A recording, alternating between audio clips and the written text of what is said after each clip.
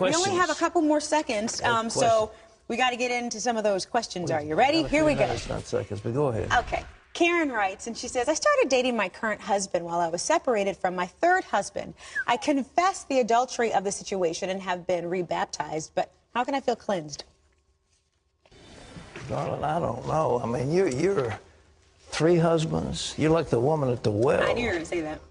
I knew you were going to say that. Well, that's what she had. You haven't. This isn't your husband. You've had many husbands. Yeah.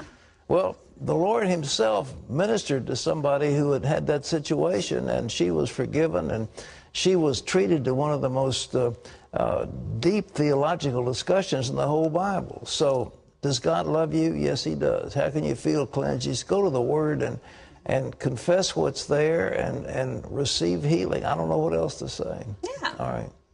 Allow the Lord to love you. All right. All right. Lynn says, I think it's Lynn. Yeah. Says, I had an illicit affair and I have asked for forgiveness, but is it okay to pray for the person I had an affair with as long as I avoid contact, or does that keep me connected to him?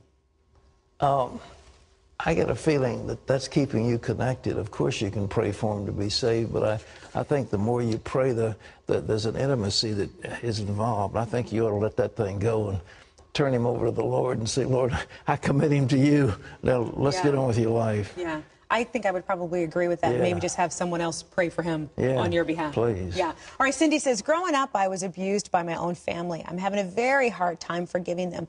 Will I still be allowed into heaven if I die before I can forgive? Ooh, juicy question. You will be, if the Lord has forgiven you, all sins and blasphemy will be forgiven the sons of men. And I think God will forgive you. Of course he will. You need, in terms of, the forgiveness has to do with miracles. If you want to have the flow of God in your life, you've got to forgive. That's what he says, when you stand praying, you have aught against any, forgive. So just do it. I mean, you know, specifically, I tell you what, don't say, oh God, help me to forgive them. You say, oh God, I ask you to bless them. Go positive instead of negative. I ask you to bless them. I ask you to prosper them. I ask you to do this.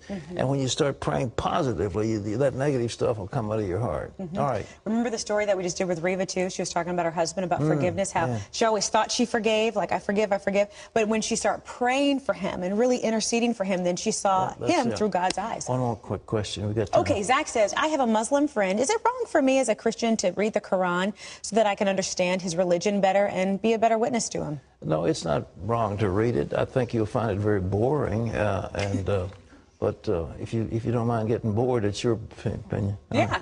Boring. Yeah, boring. Not sinful, boring. There you go.